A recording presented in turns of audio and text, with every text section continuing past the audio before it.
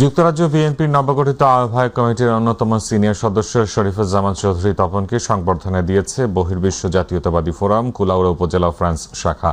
France প্রতিনিধি বাদল পাল জানান, প্যারিসের সন্নিকটের মেট্রো হোস এলাকার একটি রেস্টুরেন্টে আয়োজিত সংবর্ধনা ও মতবিনিময় সভায় সভাপতিত্ব করেন সিলেট পলিটেকনিক ইনস্টিটিউট জাতীয়তাবাদী ছাত্র দলের সাবেক সভাপতি ও ফ্রান্স বিএনপির নেতা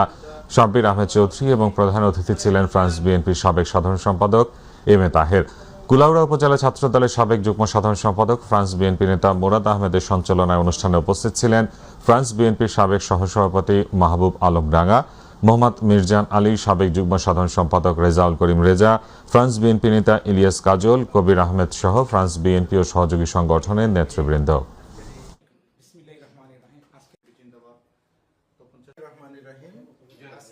আমি সাবেক ছাত্র